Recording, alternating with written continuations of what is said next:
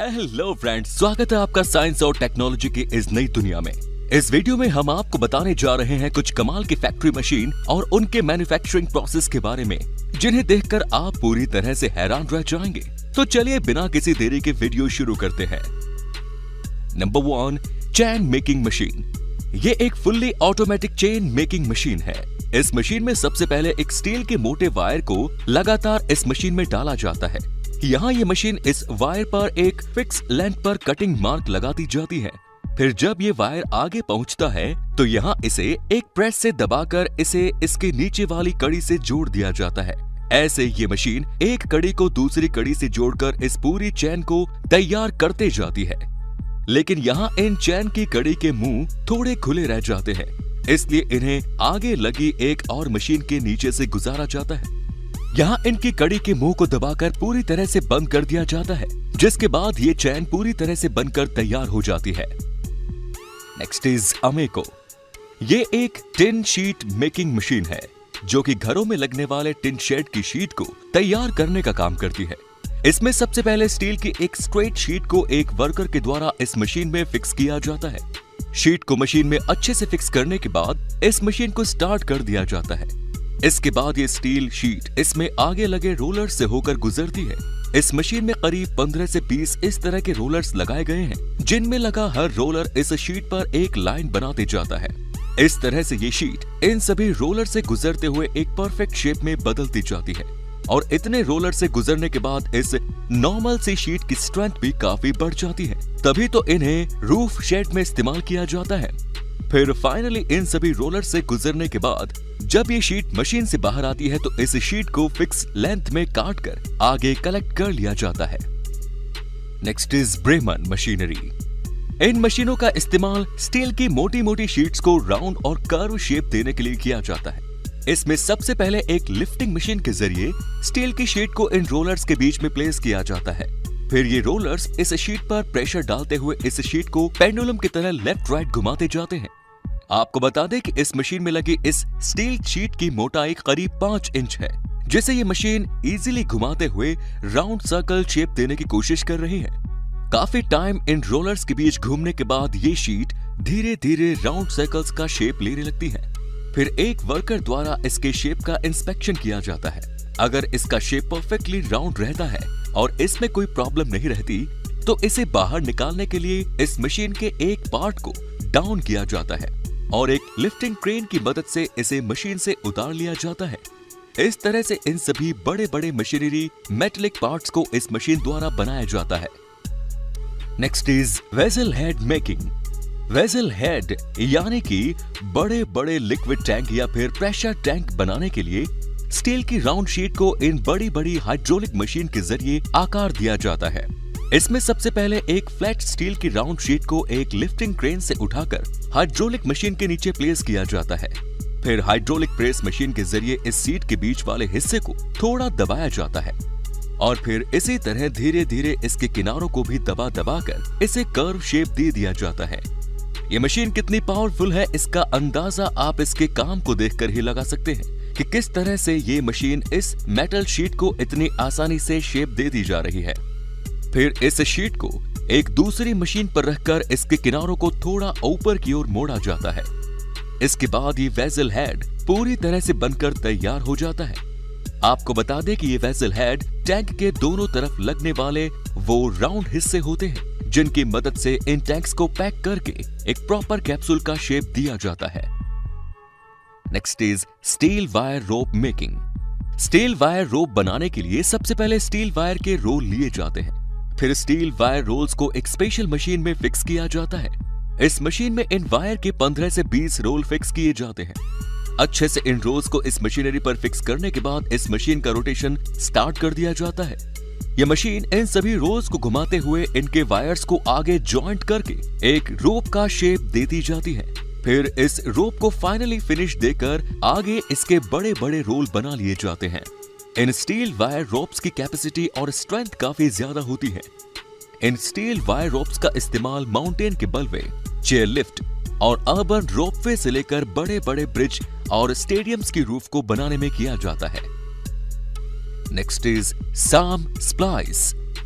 ये एक hydraulic machine होती है जिसकी मदद से स्टील वायर रोप्स को एक स्लिंग यानी कि एक फंदे में बदला जाता है। इसमें सबसे पहले एक स्टील के टुकड़े को हाइड्रोलिक प्रेस के अंदर फिक्स किया जाता है। फिर इसमें से स्टील वायर रोप को निकाला जाता है। फिर इस रोप के मुंह को वापस इसके अंदर से निकाल दिया जाता है।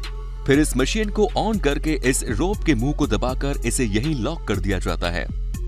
और कुछ स्टील वायर रोप्स इतनी मोटी होती है कि उन्हें हाथों से मोड़ना भी काफी मुश्किल होता है, इसलिए इन्हें पूरी तरह से इस मशीन से ही मोड़कर फिर इसमें डाला जाता है।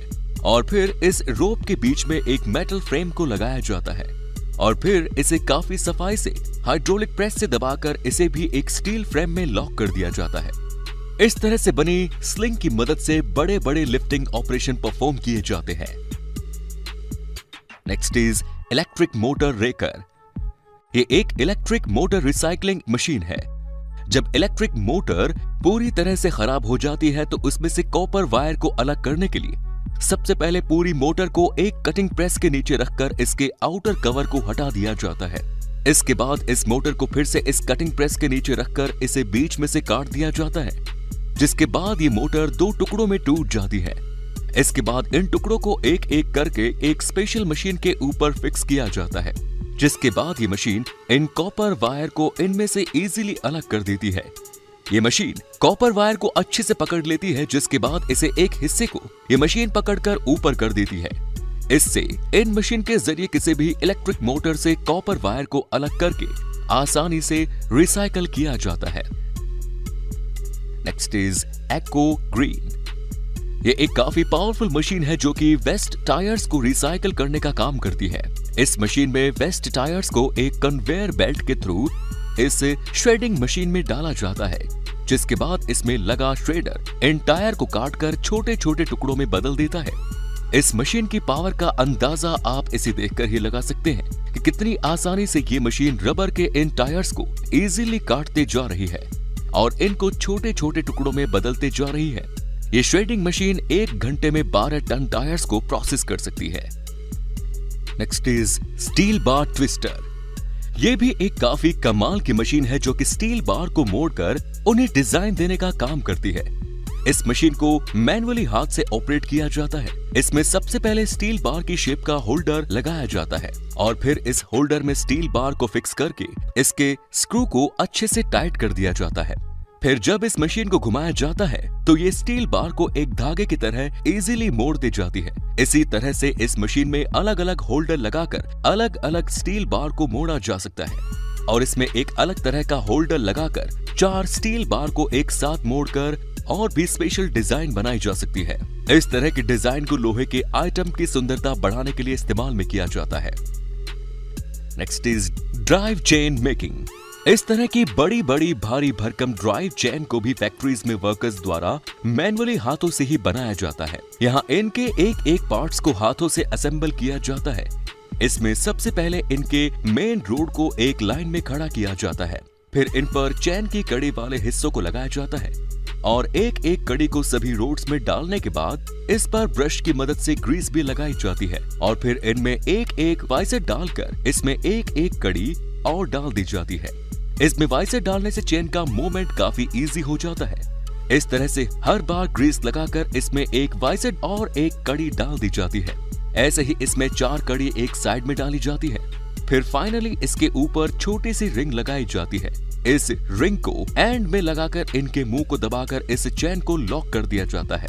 इस तरह से ये प्रोसेस रोड के दोनों तरफ दोहराई जाती है और इसके बाद ये भारी भरकम चेन बनकर तैयार हो जाती है। फिर इस चेन को ट्रक में लोड करके आगे भेज दिया जाता है। इन बड़ी बड़ी ड्राइव चेन का इस्तेमाल बड़ी बड़ी इंडस्ट्रीज में बड़े बड़े मशीनी पार्ट्स को ड्राइव करने के लिए किया जाता है। Last is acrylic bending machine. ये एक प्लास्टिक शीट बेंडिंग मशीन है जिसका इस्तेमाल प्लास्टिक शीट्स को बेंड करने के लिए किया जाता है। इस मशीन को इस्तेमाल के लिए इसमें हीटिंग टेम्परेचर को सेट करके इसके हीटिंग गैप को एडजस्ट किया जाता है। फिर इस पर एक प्लास्टिक शीट को रखकर उसे गर्म होने का वेट किया जाता है।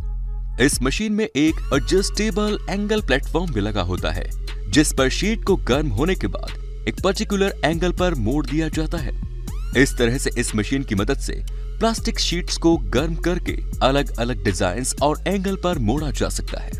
तो दोस्तों, अगर आपको ये वीडियो पसंद आई तो इसे लाइक और शेयर करना ना भूलें। ऐसे ही इंटरेस्टिंग और नॉलेज से भरे वीडियोस को देखते रहने के लिए चैनल को सब्सक्राइब जरूर करें। धन्यवाद।